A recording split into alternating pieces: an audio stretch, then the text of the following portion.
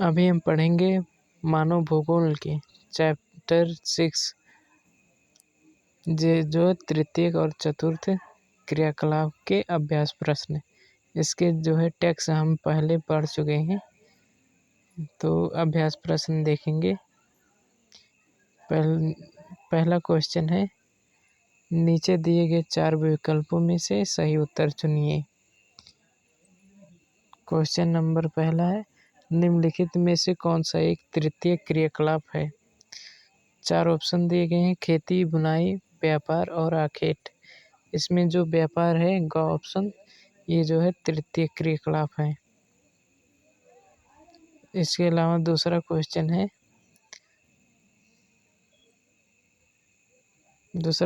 है निम्नलिखित क्रियाकलापों में से कौन सा एक द्वितीय सेक्टर का क्रियाकलाप नहीं है।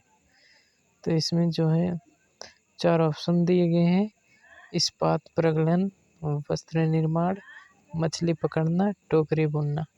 तो इसमें जो ग ऑप्शन है, मछली पकड़ना, ये एक द्वितीय सेक्टर के क्रियाकलाप में से नहीं है। तीसरा क्वेश्चन है,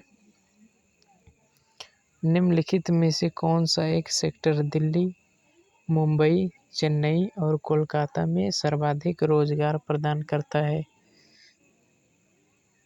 इसमें 4 ऑप्शन दिए गए हैं,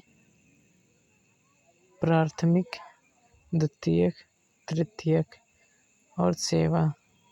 इसमें जो घ ऑप्शन है, घ ऑप्शन सेवा, ये सही, इसका सही विकल्प है। घ ऑप्शन सही है। सेवा।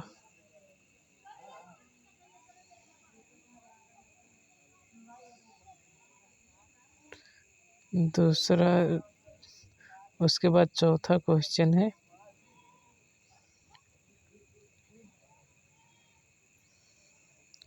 वे काम जिनमें उच्च परिणाम और स्तर वाले अन्वेषण सम्मिलित होते हैं कहलाते हैं।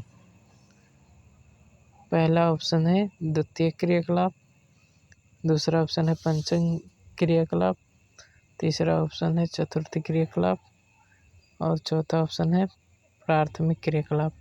जो इसमें ग ऑप्शन है, चतुर्थ क्रियाकलाप, ये सही ऑप्शन है, अतः इससे हम सही उत्तर मानेंगे। पांचवा क्वेश्चन है, निम्नलिखित में से कौन सा क्रियाकलाप चतुर्थ सेक्टर से संबंधित है। इस 4 ऑप्शन दिए गए हैं, संगणक निर्माण, विश्वविद्यालय अध्ययन, कागज और कच्ची लुगदी निर्माण, पुस्तकों का मुद्रण। तो इसमें जो ख ऑप्शन है, विश्वविद्यालय अध्ययन, ये सही ऑप्शन है। छठा क्वेश्चन है, निम्नलिखित कथनों में से कौन सा एक सत्य नहीं है। इसमें 4 ऑप्शन दिए गए हैं, बासरोतन दक्षता को बढ़ाता है और लागतों को घटाता है। कभी कभार, दूसरा ऑप्शन है, कभी कभार अभियांत्रिकी और विनिर्माण कार्यों की एक बासरोतन की जा सकती है। उसके बाद ग ऑप्शन है, बीपीओ जे के आसपास केपीओज की तुलना में बेहतरीन व्यावसायिक अवसर होते हैं। और घ ऑप्शन है, कामों के बासरोतन करने वाले देशों में काम की तलाश करने वाले में असंतोष पाया जाता है। तो इसमें जो घ ऑप्शन है, ये वाला, कामों में बासरोतन करने वाले देशों में काम की तलाश करने वालों में असंतोष पाया जाता है, ये ऑप्शन सही है। सभी का उत्तर यहाँ पर दिया गया है, सभी का उत्तर यहाँ पर दिया गया है, आप देख सकते हैं, इसमें मिला सकते हैं।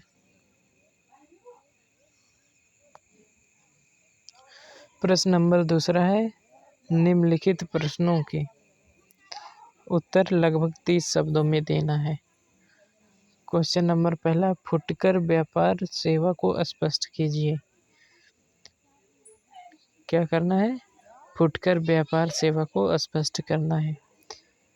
किसी व्यापारिक क्रियाकलाप जिसमें उपभोक्ताओं को उपभोग के लिए प्रत्यक्ष रूप से वस्तुएं व उत्पाद उपलब्ध कराए जाते हैं। उसके बाद दूसरा क्वेश्चन है, चतुर्थ सेवाओं का वर्णन कीजिए। उत्तर है, चतुर्थ सेवाओं में सूचना आधारित तथा अनुसंधान का विकास आधारित क्रियाकलापों को सम्मिलित किया जाता है। इसके अंतर्गत सूचनाओं का संग्रहण, उत्पादन एवं प्रकीर्णन अथवा सूचनाओं का उत्पादन आता है। तीसरा क्वेश्चन है,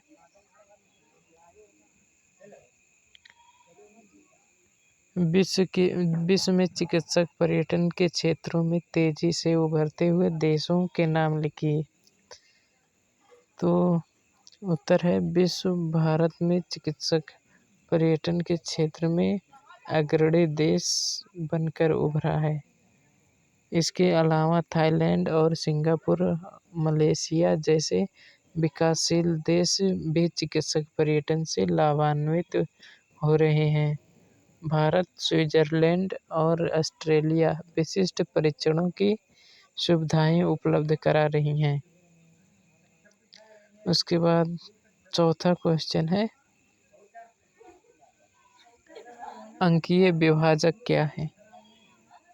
अंकीय विभाजक क्या है? तो उसका उत्तर है, अंकीय विभाजक विकसित देशों की तुलना में विकासशील देश अनेक आर्थिक, राजनीतिक व सामाजिक विभिन्नताओं के कारण सूचना एवं प्रौद्योगिकी क्षेत्र में मिलने वाले लाभों अवसरों के मामले में पिछड़े हुए हैं। यही अंकीय विभाजक है।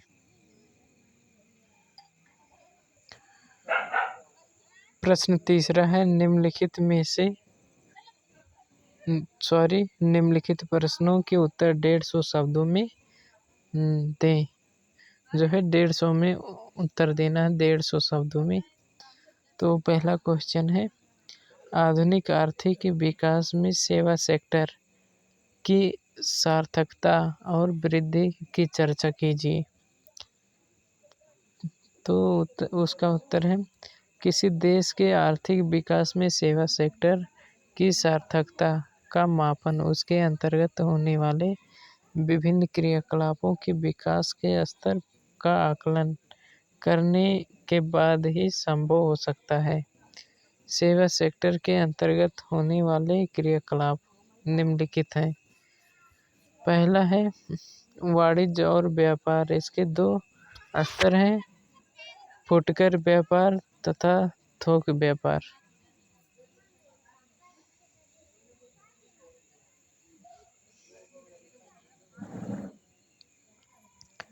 इसमें फुटकर विक्रेता तथा थोक विक्रेता, चाहे वो ग्रामीण परिवेश से संबंधित हो चाहे वो शहरी परिवेश से, सभी का उद्देश्य वस्तुओं, उत्पादों को बेचकर लाभ कमाना होता है।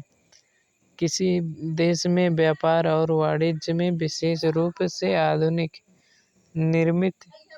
विनिर्मित वस्तुओं के क्रय विक्रय में जितनी अधिक वृद्धि होगी, विकास का स्तर उतना ही ऊंचा होगा। परिवहन और संचार सुविधाएं। परिवहन के द्वारा व्यक्तियों, वस्तुओं व संपत्तियों को प्रत्यक्ष रूप में अपने गंतव्यों तक पहुंचना होता है, जबकि संचार की सुविधाओं के द्वारा शब्दों, विचारों व संदेशों को, चाहे वे लिखित सामग्री के रूप में है अथवा श्रव्य दृश्य के रूप में, उन्हें विभिन्न माध्यमों जैसे डाक सेवाओं द्वारा, दूरसंचार सेवाएं, मोबाइल, फैक्स, इंटरनेट, रेडियो व दूरदर्शन के द्वारा, लिखित सामग्री के द्वारा, ये सभी जनसंचार के आधुनिक साधन हैं। इनका जितना अधिक विकास होगा और लोग जितना अधिक उपयोग करेंगे, देश उतना ही अधिक विकसित होगा। उसके बाद तीसरा है व्यावसायिक कुशलता, अनुसंधान व उच्च प्रौद्योगिकी का निष्पादन। देश में साधारण सेवाओं के अलावा व्यावसायिक रूप से कुशल व प्रशिक्षित शिक्षक, डॉक्टर, वकील, लेखाकार, परामर्शदाता, वैज्ञानिक और शोधकर्ता, प्रशासनिक कुशलता रखने वाले लोगों की संख्या तथा उच्च प्रौद्योगिकी पेशेवरों की संख्या जितनी अधिक होगी तथा उनको कार्यस्थल का जितना विकास होगा, देश उतना ही विकसित कहलाता है।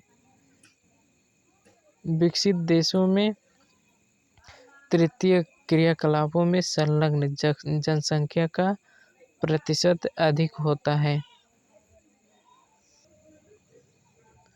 दूसरा क्वेश्चन है परिवहन और संचार सेवाओं की सार्थकता को विस्तार पूर्वक स्पष्ट कीजिए। तो उत्तर है किसी देश के आर्थिक विकास में परिवहन एवं संचार सेवाओं का महत्वपूर्ण योगदान रहता है। इन सेवाओं का जितना अधिक विकास होगा, उतनी ही अधिक गतिशीलता वहाँ के व्यापार व वाणिज्य देखने को मिलती है। साथ ही वहाँ के लोग भी अधिक क्रियाशील होते हैं। वहाँ के लोगों को व्यापार तथा वाणिज्य की गतिशीलता को बनाती है, क्योंकि परिवहन एक ऐसी सेवा या सुविधा है जिससे लोग विनिर्मित व कच्चा माल एक स्थान से दूसरे स्थान पर ले जाता है। आधुनिक समाज में सेवाओं के उत्पादन, वितरण और उपभोग के लिए द्रुतगामी परिवहन व्यवस्था चाहते हैं। परिवहन में दूरी को कई तरह से मापा जाता है। नंबर 1 मार्ग की लंबाई के रूप में, दूसरा है मार्ग में लगने वाले समय के रूप में, तीसरा है मार्ग पर यात्रा पर आने वाले खर्च के रूप में। परिवहन के साधन के रूप में अनेक विकल्प होते हैं, जैसे सड़क परिवहन, रेल परिवहन, वायुमार्ग परिवहन, जल परिवहन तथा द्रव व गैस के लिए पाइपलाइन परिवहन। लोगों को जितना अधिक विकल्प उपलब्ध होंगे, अर्थव्यवस्था के विकास के लिए उतना ही अच्छा होगा। परिवहन के संदर्भ में 2 बिंदु विचारणीय हैं। परिवहन की मांग जनसंख्या के आकार से प्रभावित होती है। अधिक जनसंख्या होने पर अधिक परिवहन सेवाओं की मांग होगी। परिवहन का जाल तंत्र जितना विकसित होगा, अर्थव्यवस्था उतनी सुदृढ़ होगी। दूसरा है संचार सेवाओं के द्वारा शब्दों, विचारों और संदेशों को, चाहे वे लिखित सामग्री के रूप में है अथवा श्रव्य दृश्य सामग्री के रूप में, उन्हें विभिन्न माध्यमों जैसे डाक द्वारा, समाचार पत्र, पत्रिकाओं के द्वारा तथा दूरसंचार सेवाओं के द्वारा गंतव्य तक पहुंचाना होता है। ये सभी जनसंचार के आधुनिक साधन हैं। इनका लोगों द्वारा जितना विकास या उपयोग देश के आर्थिक में होता है, उतना ही प्रगति करेगा।